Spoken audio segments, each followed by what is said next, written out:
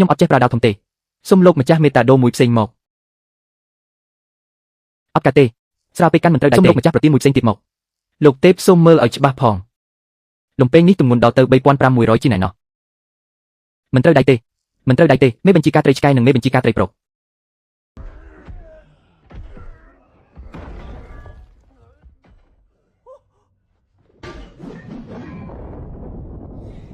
នៅតែស្រាលណាស់លោកទេពនៅក្នុងវាំងខ្ញុំមានតែឃ្លាវទម្ងន់7200ចិននេះធ្ងន់ជាងគេហើយ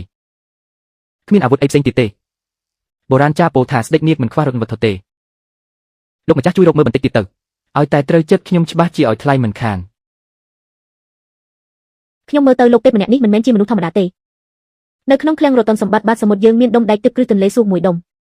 ប៉ុន្មានថ្ងៃនេះបញ្ចេញពន្លឺឆ្វេងឆ្វាយនិងមានរស្មីចម្លែកឬមួយវាចង់ជួបម្ចាស់ពិតប្រាកដរបស់វាហើយនោះជាដែកវាស់ចម្រៅទឹកដែលស្ដេចដាយូធ្លាប់ប្រើសោះទោះជាដែកទឹកមែនប៉ុន្តែវាយកទៅធ្វើអីកើតកុំខ្វល់ថាគាត់យកទៅធ្វើអីកើតឬមិនកើតឲ្យគាត់ទៅឲ្យតែជូនគាត់ចេញផុតពីទ្វារវាំងទៅបានហើយណានងខ្ញុំទៅមើលបន្តិចមើលលីក៏មិនរួចលើកក៏មិនរួចតោះតែលោកទេពអញ្ជើញទៅមើលដោយផ្ទាល់ខ្លួនអញហើយណែណានងខ្ញុំទៅមើលភ្លាម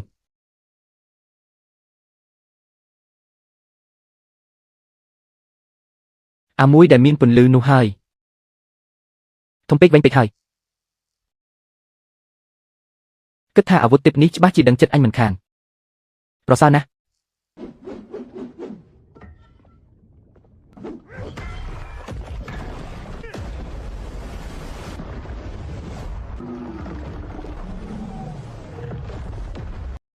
អរគុណអ្នកចិត្តខាងល្អដែលដើរតួរស់រាយមិនហ៊ានទេដែកនេះទោះជាស្រួលប្រាមែនប៉ុន្តែវានៅខ្វះគ្រឿងមួយទៀតលោកទេពនៅខ្វះគ្រឿងអីទៀតទៅបើគ្មានដុំដែកនេះក៏ហើយទៅចុះឥឡូវមានអាវុធហើយតែគ្មានខោអាវក្រោះសំគ្នាសោះគិតមិនវិញឲ្យអាវក្រោះខ្ញុំមួយឈុតមកអានឹងគ្មានមែនទេលោកទោះគ្មានក៏ខ្ញុំមិនចេញពីទ្វារនេះដែររំខានម្ចាស់ផ្ទះម្ដងហើយត្រូវតែរំខានឲ្យដល់ទីបញ្ចប់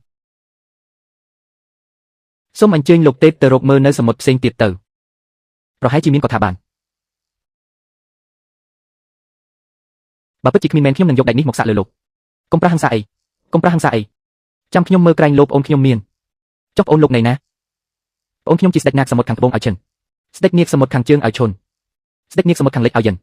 ខ្ញុំមិនទៅទេសុភាសិតថាទៅរក3កន្លែងមិនស្មើបាននៅនឹងមុខពីររៀបចំឲ្យខ្ញុំមួយឈុតមកបានហើយមិនបាច់ឲ្យលោកទេពអញ្ជើញទៅដោយផ្ទាល់ទេនៅទីនេះខ្ញុំមានស្គរដែកមួយនិងជួងមាសមួយឲ្យតែមានរឿងបន្ទាន់វីមួយអុយ